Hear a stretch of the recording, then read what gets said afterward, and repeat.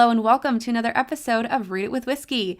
I am your host, Laura Juntunen. I am a self-published author and an avid book reader, and we are here today to talk to another self-published author all about his book. And today's guest is William R. Hincy. He goes by Bill, and he is one of the authors that I have been looking forward to talking to for quite some time. I actually read his book, Without Expiration, back in January, and I talked about it on my Patreon secret episodes. If you have been over there, you probably heard me mention him. But I mentioned in the secret episodes that I really wanted William to come onto the podcast and talk about his book. I didn't even realize he was self-published when I originally started listening to his audiobook. But after I found out, I said, no, I got to have him on the show because I wanted to talk about how incredible his anthology of stories is. So first, a little bit about Bill. Some people run from their demons, others sit down and have cocktails with them. William is a man who does, and he writes about the latter. Having become a writer after deciding it was the only sensible thing for a problem drinker to do, Hincy aspires to connect with readers on an emotional level while disrupting the precepts that great writing is accessible, and there is only a market for stock plots, reboots, and generic formulas. Widely published, Hincy's work is driven by characters who are both protagonists and antagonists, and who no longer create messes but have the mess. He now lives outside of Los Angeles with his wife and kids, having found solace in the notion that the only things sacred are self and spiced rum. William R. Hincy's works have been featured by many of America's finest literary publishers, including Short Story America, Watershed, the Avalon Literary Review, Ellipsis, Oracle, Passages North, and Black Mountain Press. So he is well known in the author community, and he has some great works. But today we'll talk about all of them, but today we're going to focus on Without Expiration. Without Expiration is a personal anthology of stories, and the tagline for this book is, "Are we bad people who sometimes do good things, or good people who do bad things?" Something to chew on there. The answers found in the stories of Without Expiration are often as double-sided and provocative as the question itself. Featuring work published in today's best literary journals, Without Expiration confronts loss and the passage of time in surprising ways through stories that are alternatingly funny, disturbing, bold, and absurd. From the tear-jerking journey a middle-aged woman undertakes while putting groceries away to a couple forced to face the disintegration of their marriage anew each time one of them awakes from a persistent vegetative state. These stories compel readers to connect with characters who are flawed and menacing and heartbroken, yet somehow retain their humanity. This book really spoke to me, and it's actually quite funny. I found it as an audiobook by accident in my library app, and I needed to find something to listen to while I made my commute to and from work every single day. Me and Bill talk about this and how ironic it is that that's why I started listening to this book. So you'll have to listen to the interview to find out the secret there. But without further ado, let's get into the episode. Welcome to Read It with Whiskey, an interview podcast highlighting self-published authors. I am your host, Laura Juntunen. The purpose behind this podcast is to help authors grow their audience while also introducing readers to their new favorite authors. Let's get to know the person behind the page. Sit back, sip some whiskey, and lean in to these self-published authors. And here is a little Laura J. Live update for you. I am still editing Oscillation Rising, but you guys, I'm actually editing now. Last week, I was pretending to edit. I really didn't even put pen to paper. I had about 52,000 words in the first draft. I want to get it up to 70,000. And over the last few days, I've added about 1,000 words. So I'm really excited about that. And that is what I'm working on right now in my journey as an author, finishing this book. And July brings us Camp NaNoWriMo. So if you don't know what NaNoWriMo is, I talk about it quite a bit here because that's how I've written all of my books. In November 2020, I wrote 50,000 words of Transient Pulse, and then I later edited them and published in March. In April, I participated in Camp NaNoWriMo, which is just a spin-off of the regular National Novel Writing Month, and I wrote 50,000 words of Oscillation Rising. So my plan, stepping into July of 2021, was to write 50,000 words of book 3 in the Shockwave series. But I'm not sure if that's going to happen or not because that's like this week. So we shall find out. But I am trying to finish the edits of Oscillation Rising so then I can begin writing book 3, which I have not revealed the title yet. That's why I'm not saying it. So we'll see how that goes. But I will say that the editing should be pretty quick. I was able to actually write the entire first draft of Oscillation Rising in about 17 days back in April. So I figured the editing should take maybe the same amount of time, maybe a little bit longer. So I really wanted this out by the end of June to the public, to the world, but life happens, things change, and things have to be postponed, and that's totally fine. But I will be announcing a release date very, very soon, so stay tuned. So that is my Laura J. Live update. Now, let's get into the interview with Bill. This episode of the Read It with Whiskey podcast is brought to you by Coffee Over Cardio. I've been using Coffee Over Cardio for a really long time, and I'm so excited to be an affiliate with them. So there is a link in the bio, but if you want to go there on your own, all you got to do is use my code 10LauraJLive. That's 10 LauraJaylive, and you will get 10% off your order.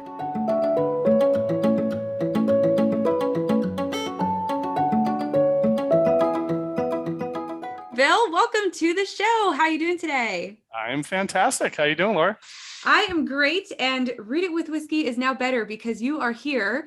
I actually was talking to my Patreon members about you back in January. When I first read your book, I listened to it as audio without expiration. So awesome. I talked to them. I was like, hey, we got to get this guy on the show. I'm going to message him, see if it happens. And it happened. You're here. And so we're so excited to have you. But before we jump into the book Without Expiration, let's talk a little bit about you. How did you become a writer? I think I became a writer because my mom loves genealogy. Mm-hmm. And I think this is the main thing is like, I have no idea. The stories changed so many times over the years, like growing up listening to them, but they were always changed in some fascinating way. Like she was editing as she went. And I think it's that generational game of telephone, not so much like she's just changing them. It's just that things change in your brain, they change in your mind. And that combined with, I grew up in this little desert town called Palmdale. Everyone's there, shout out Palmdale. Yeah, and it was under construction. So it was the fastest growing town in America for like 10 straight years. Like it was nothing when we moved in. And so I just played in housing tracts, no kids had really moved in yet. So it's just me. And so I have no idea how many people thought I was really strange because my pen cap always was like some like spaceship attacking my pen. And that's how I would spend class. I don't even write sci-fi. You would think I would have grown into a sci-fi writer, but that's what would happen all the time. So it just became kind of part and parcel of how I understood the world and like where I came from. So that's how I interacted with everything, was through story, is how I understood my past. My family was through story. And it just grew that, fostered that love of storytelling. I love that. The imagination at work as a child. Mm-hmm. And yeah. I grew up like that too. If I told my parents I was bored, it would be like, all right, go do the dishes. So we had to find something to do. Otherwise we would do chores. So yeah. I did the same thing. I'd be like, oh, there's a tree that looks like a slide. My doll is going to slide down this tree. Right. And in my brain, it was the coolest thing. So I love that. That was a very big basis of how you began your writing career. That's funny. I just did that with my son yesterday. He was like, oh, I'm bored. What should I do? And he's really creative. He's always drawing. He's always, so I actually don't limit his tablet time because he just loves to animate and like create video games. And he'll just sit, and he's 10. He'll sit for hours just doing it. He's, oh, I'm bored. I'm like, oh, well, you know what you can do is all the stories you tell me, go write them down. No, I don't want to do that. I'm like, oh, the dog's dropping, so you clean up. I don't do that. I don't want to do that. I'm like, oh, I've become my parents. Like all I do, I keep finding chores for him to do. Exactly. I love it. And so speaking of chores, you do have a part-time job that you're working. You worked full-time, and now you actually say that you're a writer with a side gig. So what does your everyday life look like? Chaos, wild, messy chaos. My family's blended. So I had 2 daughters when I was 20 and 21. And I was a single dad for a long time. And then 30, 32-ish, my wife and I get together. She had a daughter. So we blended our 3 daughters, and we had our son, William Wallace. I don't know how I snuck that name back by her, but it worked. So we blended. So we were already lots of chaos just having 4 kids. The older 2 now are having kids. So I have my grandson, Juju, and then my middle daughter, Cassidy, is having her granddaughter. So I think we've achieved the dream of the white picket fence and 2.5 grandkids. So I was helping watch him, and I still help watch him here and there, but it was 2 days a week. I'd watch him, and then after his mom got home, I'd try to get my day job work in, and then I homeschooled my son since prior to COVID. Oh, wow. So the 10-year-old, then we try to get his work in kind of in between all that, and then I try every morning before everyone wakes up to get to my writing. So I try to write morning and night. And night is more just refresh it in the brain so my subconscious can work on it while I'm sleeping, because that's my only alone time. The days where I'm not babysitting, I usually wake up. My son likes to sleep in a little, so I let him. I write until 10, 11, and then I get him up. We homeschool. I do whatever I need to do for the side hustle here. And then I usually get back to writing. I try to get a scene chapter in a day, but I don't always hold myself to it just with all the chaos. As long as I get something in, I give it a thumbs up and move on. And you write, well, the book we're going to talk about today is Without Expiration, and not having too much of a writing ability right now just with your schedule is probably okay when it comes to short stories. I think you could probably get those out a little bit faster than novels. And we're going to talk about what you're currently working on in your whole schedule and everything. But first of all, let's talk about Without Expiration. Just tell our listeners, what is it about? So Without Expiration was really a journey. So like you mentioned, short stories. It's also that I have a short attention span. I know I should have one. I don't. I'm sure I have one in the house, but not on me. I started writing the first story, and that was actually in a junior college class. It was Left to Soak is the first story I ever published. And so just over the years, I was writing and then published them in literary journals kind of across the country. Some of them got some mild. I was a finalist for some awards and things like that, but always on the side. But you're right, it was a lot easier. I could get into one story and really focus on it versus trying to get to a novel. I still love writing them. I still, even though I write novels now, I still stop and take breaks and write a couple short stories and then come back to it. But what I found when I wanted to collect all of them into my own, we use the term personal anthology for it. It was very hard to say if the people were good or bad. And I think that's because I kind of believe that, is I think most of us, I think there's certainly very bad people and there's very good people, but most of us fall in that happy 95% in the middle. And we don't always know what we're thinking. We don't always know all of our motivations, because it's so complicated just to be a human, especially nowadays. And it was that ambiguity on what makes a good person versus a bad person. What does it feel like when someone we think is a good person does something wrong, or someone does something wrong, and then do we offer some hope for redemption to it? And all the stories kind of had that feel. So there's some I cut. I actually tend to write lots of satire. I actually cut a lot of satirical stories from the collection because they didn't quite fit in. There's still one in there, Amen, which is a wild absurdist satire. But that's really the only one that kind of made the mix. That's kind of the whole of it. That's the question on the cover is, are we good people that do bad things or bad people that do good things? And all the stories kind of fit within that. I can relate to that mentality when you're reading it. It's like, would I do something like that? And you're like, no, I wouldn't do something like that. But then the story, some of the stories play out that little tiny moment where you're like, oh, I'm just so angry, I'm going to do this thing. If you're a good person, you're not going to do that thing. But the stories, the one that really hit me hard, which I really, really thought about after I had listened to it back in January, and one of the reasons why I wanted to talk to you on the podcast, was the Friendly Stranger story. And it really stuck with me because I get road rage. And so I just related to it so hard. And I don't know why, but that was the story out of all 12 that just really stuck with me. And especially at the ending where I'm like, oh, that's, I'm not going to say what happens because people have to read your book. But yeah, I can definitely understand where all that comes from. Well, and that's what I love about the collection is everyone gives me a different story.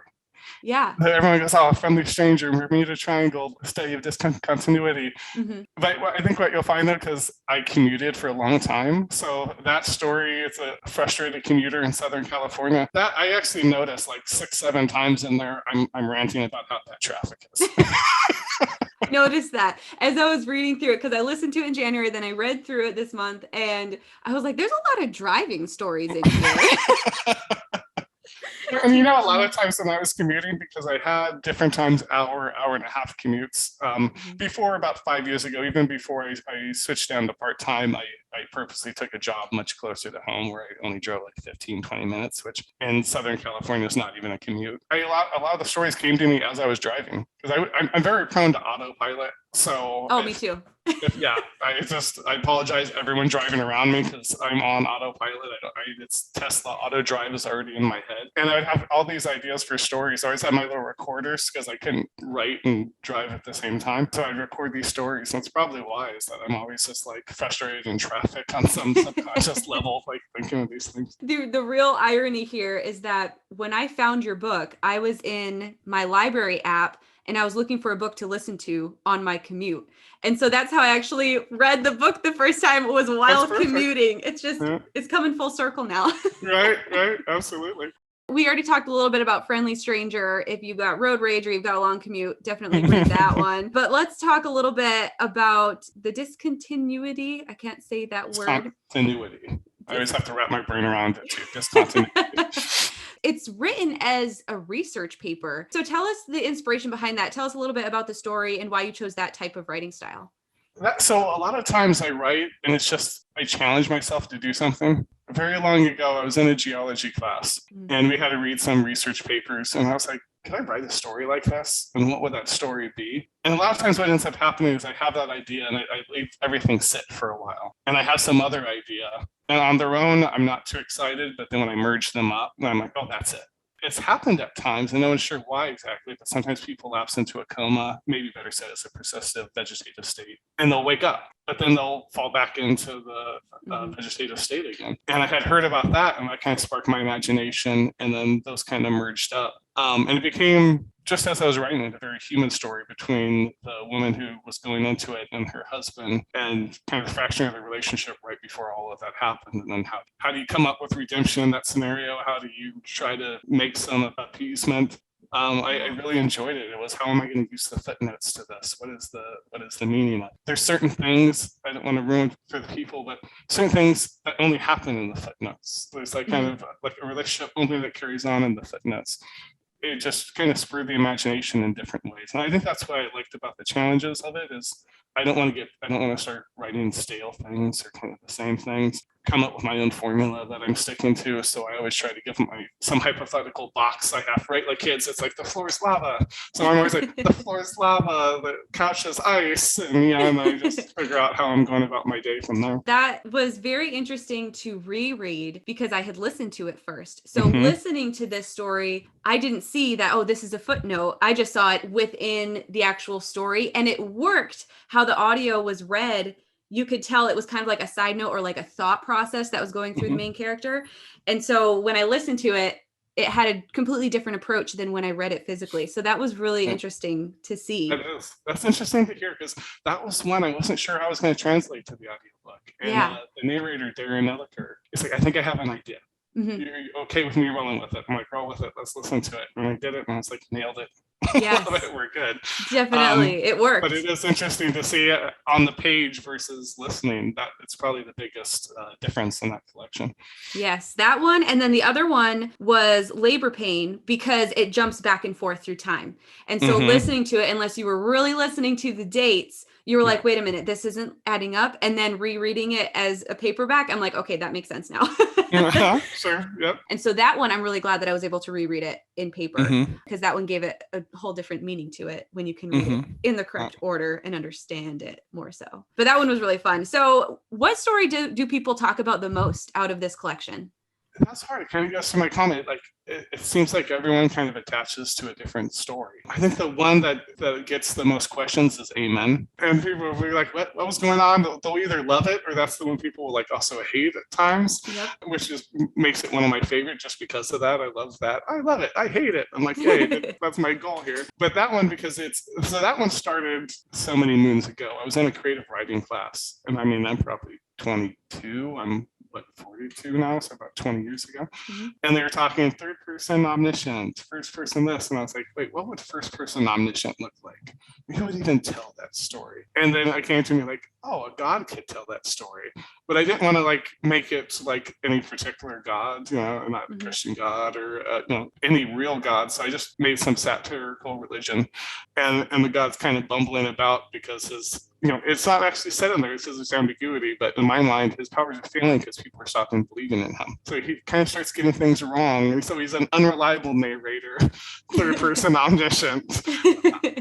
And so it's a lot to follow along. It echoes a lot of things, so it plays on a lot of, religious tropes and Catholicism and things like that. Hopefully in a fun way. It wasn't meant to be offensive in any way, but it echoes our world, but it's also, if you take it too seriously, it can be hard to understand. And if you just let it play out, you may get it or not. Yeah, that one was a fun one to read. Okay, so some of these stories, if not all of them, were published prior in like different situations. So what was that like, having those published and then bringing them into an anthology? It's funny. When I first started writing them, I really never had any thought of collecting them. Mm-hmm. So I was just writing stories and then, try to get them published. And I think there's 12 stories in the collection. I think about 8 of them published previously. And there really was no rhyme or reason. I think it was just some I tried harder to publish versus others. But coming back to them when I was looking at them, that's why some of them, a couple of stories I published, I didn't include in the anthology because I didn't think they fit. And so it became this looking at your past, like 20 years of your writing past, a very different person along those stages. Some of them even prior to having kids, which for me seems very strange because I've had kids now longer than I haven't. And so it was okay, here's no kids. This is, teenager kids. Here's older. And then going about editing them together as I probably was, maybe 39-ish, right when I went through the editing process for those. And it really became kind of archaeology of myself, right? It was like, what was I getting at with this? I wanted to still be true to that, but then how do I flesh that out a little? So I kept having to go back to past me's and figuring out what I was thinking and what I was going for. And so it really became a real service of self-reflection. You call it a personal anthology. So are all of these stories from personal experience, or are they just kind of made up? No, most of these are made up. Okay. The story that's closest to my personal life is actually But the Ripping Apart, which is the novel I published after Without Expiration. Okay. But like we mentioned, traffic. So there's a lot of things happen in my life that would kind of feed into them. And a lot of them best diffused by teeth, labor pains, few of the stories. When you're a new parent, especially a new parent, but I think all ages of being a parent, your greatest fear is losing a child. That comes out a lot. And I realized looking at them as a whole, like how much terror there was in the background of my life at those times. I think as you get a little older, you start accepting, kind of the ebbs and flows. It's still scary, but you start accepting it and it gets a little easier to live with on the day to day. Right. But especially having young kids and being kind of a mess as a person. And I was like, I'm going to mess them up somehow. But you actually mentioned, let's kind of segue, it was a good segue. You brought up But the Ripping Apart. So that is the full-length novel that you've written. So tell the listeners, what is that about? So my wife was born in Hong Kong. They were actually sponsored by a church to come to America. So her family was Chinese living in Vietnam. And so with the Civil War there, they kind of kicked out all the Chinese people. And you could go to Hong Kong and live there for a year. Then you could get sponsored to come to generally America or the UK. Her family kind of split up. Half the families in the UK and half the family ended up in America. When she had come over, she just spoke Cantonese. And so she had this really special third grade teacher that really kind of took her and her brothers in, even outside of school, kind of take them to go see things. And we were dating. She hadn't heard from her. She kept trying to call. It's a landline, so it just kept going beep, beep, beep. And so she's like, oh, will you go with me? I'm really worried something happened to her. I didn't want to go alone. The first scene of the book is very true to what happened that night. Is that we went, ironically enough, she had dropped her phone like beneath a stack of telephone books. Because the lady had become just a compulsive hoarder. So you walked in and there's just mounds of trash. The overhead light was the only light. The light bulb had died and she never replaced it. So the only light was the light from the TV. Yeah, she literally lost her phone beneath a stack of telephone books. It was kind of seeing her, I realized, like at that stage of life, when you don't self-reflect, you can kind of think you're doing better than you are. And I think that's where I was. And it kind of woke me up a little that like, oh, I think I'm doing so well. I'm taking care of these kids. And then at the night I'm at the bar drinking and, doing this risky behavior, just kind of, not dealing with emotional things. So from there, the story gets very fictionalized. I really, at the end of it, after all the editing and fictionalizing of the events afterwards, I feel very different than Jack is the character. But it becomes about his journey to try to help her because he's kind of thrust into it from his girlfriend trying to help her, and they really have no idea how. It becomes about his self-reflection too, is that, oh, I'm trying to help someone, I'm not helping myself, and he has to kind of face his demons. Very cool concept. And I like that you took something from real life and kind of played with what could happen with characters like that. And I mean, you do that with all of your stories. So it's definitely a common theme there. And then you have coming up, releasing this fall, is A Fire for Christmas. So tell us, what is that one about? So Fire for Christmas, that one actually started as a true story too. The very nexus of this is it's a collection of 5 short stories. I wanted to write it thinking I'm just going to write some kind of just fun satirical Christmas stories, and I always get too ambitious, so it kind of ended up going further. The very first story, and the reason I wanted to add the other ones to just put in the collection, was that my dad was in the Air Force when I was first born, and he went to college and he got out, but we didn't have much. And so one Christmas I only got one toy, and actually the movie's coming out for the toy, Snake Eyes Origin. That was the only toy I wanted, because this is the 80s, right? It's afternoon cartoons. I'm all G.I. Joe and Transformers, and I love Snake Eyes. I had a very unfortunate event with Snake Eyes and my older brother that's chronicled in the story, so I won't give the exact details, but Christmas Day didn't end up as planned. Oh no. Well, it somewhat did. I got the toy, and then you see what happens from there. So I wrote that story, I think, mostly to make my brother pay, and I was gonna just write 4 other stories, but then I had the idea of the pandemic hit. So I was writing this 2020. It was like I just had this idea of someone had met a couple meeting at a writers conference before the pandemic hit, and then suddenly everything shut down. And so they start writing letters to each other, old-fashioned letters, sending them in the mail.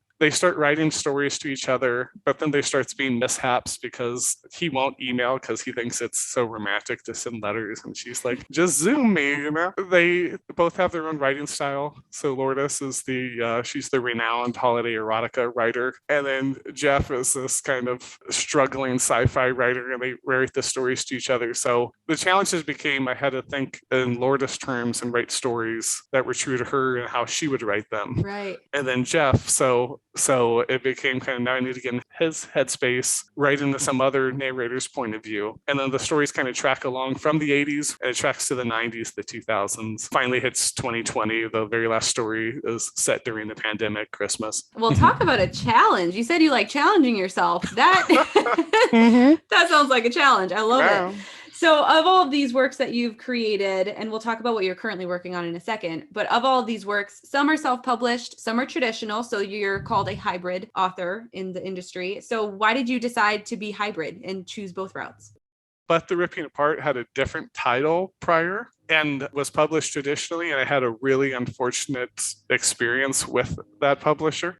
It kind of languished with them for a few years, never really got anywhere. And finally, I was like, you know what, I'm just going to get the rights back to it. And even if it doesn't do anything, I just want it to be truer to what my vision was for it. So I got it back, completely edited it myself again, got a new cover, hooked up with an editor to the copy editing, and spent another 1.5 years working on it, which was painful. It felt like going back to school in a way. It's like, I'm done. I've graduated. Nope, you're back. You're backtracking. Yeah, exactly. But it must have been worth it, though, knowing that now you have something out that is correct. And it's definitely something that every author should take into consideration when they're doing traditional. Is just because you're doing traditional doesn't mean it's going to be all rainbows and butterflies. There can still be issues. So so now the other works, they're all self-published? Without Expiration, a lot of the short stories were published traditionally. The collection I published independently. Fire for Christmas will be independent. The story I'm working on now, I may try to go traditional again. Because I think if you get a good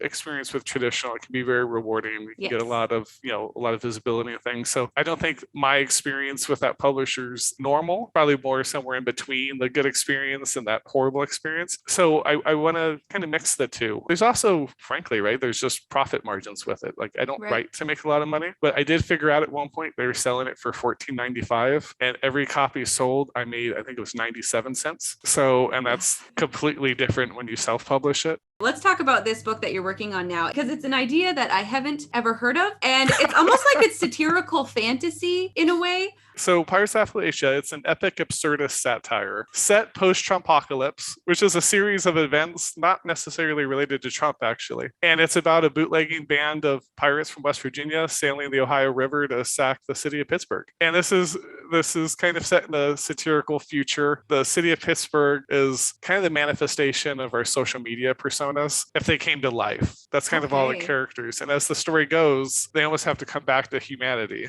Meanwhile, there's this present doom of these kind of goofy pirates coming down to sack the city. So it's fantasy elements to it. There's actually a Drone Strike arcade, which is the #1 esport that everyone goes to. You go to the Drone Strike arcade and you're actually flying drones literally a world away. It's kind of a fantasy world they're flying them in. All those elements combine the fantasy, there's geopolitical intrigue. America's completely split apart and there's independent city states. And so Pittsburgh's the biggest independent city state. They didn't know what gubernatorial stood for gubernatorial, so it's the goober. So they're battling to be the goober and decide who gets to spend the city's debt, which way. It's fun. It's huge. It's epic for sure. And it's a complete 180 from what you've been writing, which is more of like the true to life kind of situations. It's way more exciting. Every day is a challenge. I swear every week or two, I just think this is madness. Like, what am I doing? But that actually encourages me that I'm writing the right thing. Because if I never think like, oh, am I even capable of doing this? I'm like, well, I'm not challenging myself enough to kind of doubt myself in the process to know I'm doing the right thing. It's also freeing. True to life, it needs to be very true to life. Like, we can't suddenly have mermaids floating around, wreaking havoc on the pirate ship.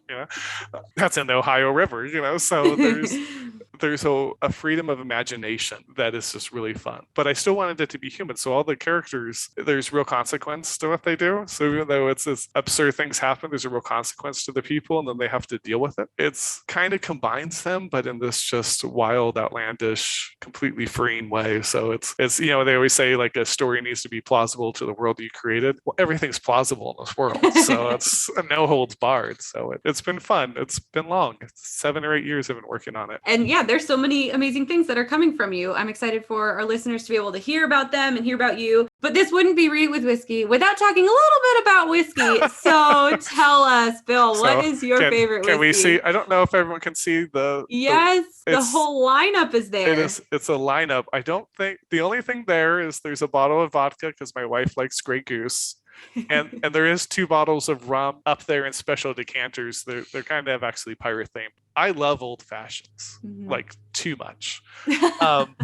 And so when I make them at home, I do a lot of bullet rye or bullet the bourbon. So I do a lot of bullet. My favorite though, because I love sipping them as well. Not that I take flasks into movie theaters like when you watch Cruella, because that would just be not very adult, But say if I was to do that, Uncle Nearest is a really great sipping whiskey. There's also one called Navigator that I found that's aged in red wine barrels. It's really good. It's really smooth. It has like kind of peppery, almost like a Cabernet kind of finish to it. So those are my vices at the moment. Where can they find you? Where can our listeners find you, find your books, get to know more about you? I have a website which has a bunch of videos. There's an author video also featuring the bar where actually I go over a bunch of stuff on the bar. That's William R. like Ratatouille, Hincy. So it's myname.com. You can find all my books there. There's a bunch of free stories on there as well, but you can find everything you want about me on there. I only do Twitter and Instagram. You can find me. It's WR Hincy. So again, my name. And for your listeners, I was going to announce it today. So whenever this comes out, I am going to be doing a raffle. So I'll be raffling off this special, can you see it okay? Yeah. Yes. So it's a decanter with a pirate ship in it. That's so cool. Yeah, it's in honor of Pirates of the Caribbean. So I'll raffling this and a $200 gift card off. So anyone that wants to join in the raffle, I'll have complete details on my website. Essentially, you can join kind of one of 3 ways. You can send me an email on my website, just contact form, say raffle me up, or follow me Instagram or Twitter and send me a message there as well. And then that'll actually give you 3 entries. And the more entries there is, I'll keep increasing that dollar amount. And if someone's local, I'll happily fill this up and we'll have a spot of whiskey together. Well, awesome. Yes, the raffle sounds exciting. Definitely everybody go. There will be links in the podcast show notes. But Bill, thank you so much for being on the show. I had so much fun getting to know you a little bit more and getting to talk about your books. Awesome. Thank you so much, Laura. It was a great time.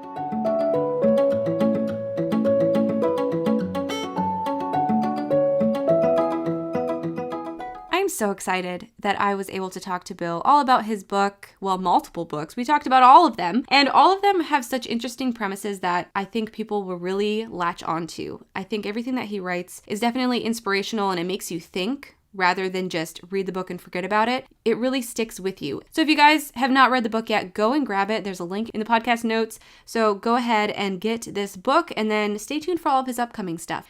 As for giveaways, so he told you that he has a giveaway on his own website, and you definitely want to check that out. There is cash, gift cards, and there is a really cool bottle with a ship in it. And oh, I wish you could see it, but this is just audio here on the podcast.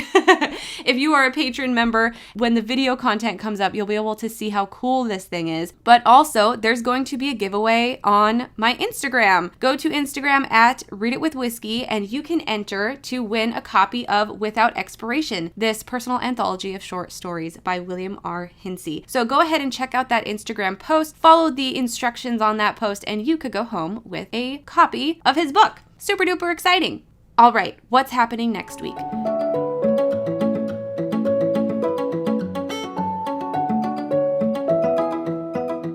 You guys, next week is the finale of the Read It With Whiskey podcast season 1. This is huge. This is so exciting, and it's only just the beginning of what Read It With Whiskey is going to bring you in the future, but I'm really excited about the guest that we have on for our final episode of season 1. We have Nova McBee, and we are going to talk about her book, Calculated. If you guys hadn't heard, Nova McBee's book, Calculated, is going to be made into a movie. I'm so excited. I'm so excited for her. I'm so excited for just to talk to her about her book and see it come into film.